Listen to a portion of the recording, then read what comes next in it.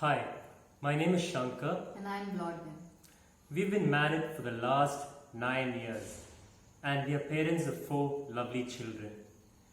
There are at least 4 C's that has tremendously helped us in our journey of marriage. The first C is counsel, and this is a vital part of any good marriage. We cannot tell you how important this has been in our married life. Making ourselves vulnerable and seeking good biblical counsel from our mentors has been a crucial part of our married life. And through our journey, we've got some really good advice and help. And even this morning, we had to take some advice on issues that we were facing with each other. So you never grow out of it really from getting good counsel. And often during the early years of our marriage, in the middle of a conflict, Shankar would call up our mentor, and because when you're in the conflict, sometimes it's so difficult to see with clarity. But whenever Shankar used to talk to his mentor, it would be as if scales were falling off his eyes, and he was able to see the problem and the issues that need to be dealt with much more clearer. So counsel is very, very important.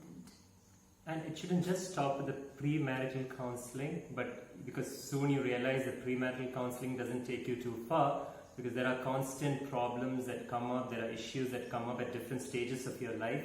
So it's really important. In fact, in the early years of our marriage, Bloddy used to refuse to be vulnerable or talk about, she would like to have it as a private matter. But then over a period of time, she also started opening up. So that was really great. Now the second C is commitment. All of us have heard about this aspect of commitment in a marriage.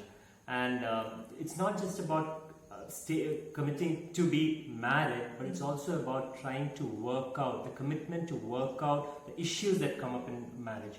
And we've always tried to not brush things under the carpet, but have tried to address issues however hard they may be. Now sometimes when you talk about commitment, Bloddy tells me sometimes she feels like she's stuck, and the fact is you are stuck and there is no way out. So we just have to work it out. So the second C is commitment. The third C is change. All of us have heard the saying that the only person who likes change is a wet baby. But in our marriage, we have realized that both of us have needed to change. We are not the same people that we were when we first got married. We've had to change in various aspects of our life, and change has been hard.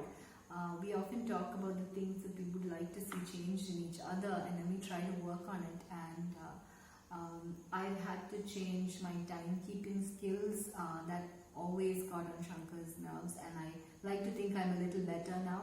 Shankar has had to work on his quick temper, which was pretty bad in the early years of our married life, but he's been really able to work on it, and he's been able to really get control of that, and we are still in the process of change. I mean, yeah, talking about temper, you wouldn't believe it. I remember this incident where we were on a holiday and we were on a long drive from one state to another, and on the way there was some argument that really it was heating up, and I got so frustrated that I just asked Bloddy, and she had, I think we had 2 kids at that time? No, we had one baby. One baby, yeah, so I just asked her to get out of the car. In the middle of nowhere.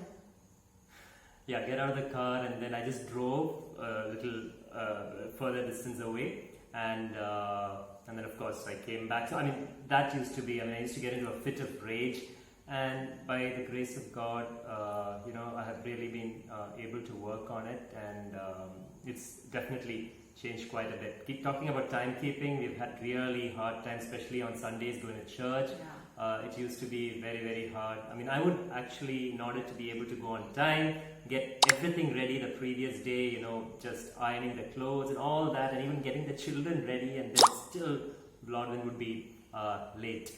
So, and of course, and then how you're going to church, and then you have this conflict. So it's been hard, but then before communion, trying to make up so that you can with a clear conscience and clear heart, you can partake. Yeah, So but now those are things of the past. But we really worked through all that. And about getting up, Lottie is a late nighter. I wake up early, but thankfully in the last few months I've converted her into getting up early. So that's again a change that you see there. So that's change. And the fourth C is the cross. To have the cross in the center of the marriage, for me, has personally helped a lot. When we have these conflicts, when we have issues, I can really get my heart so hardened that I don't feel like forgiving. Sometimes I feel like it's easier to forgive people who are outside. Sometimes it's difficult to forgive your own spouse. So, but then I try to divert my mind to the cross of Christ, to see the Lord Jesus Christ crucified, and to think that He actually died for me and He has forgiven the worst in me. And so what stops me from forgiving something that is very, very minor in my spouse? So just to be able to meditate on that cross has really helped to soften my hard heart and to be able to reconcile. So these are the 4 C's that has really helped us in our marriage. And to really tell you, we've worked through our marriage, and we have to say that it has definitely improved from what it was in the first few years, and it's constantly improving. So we want to leave that encouragement with you, and we have to just work together. I want to leave you with this last thing. Somebody told us that there are only 2 kinds of couples.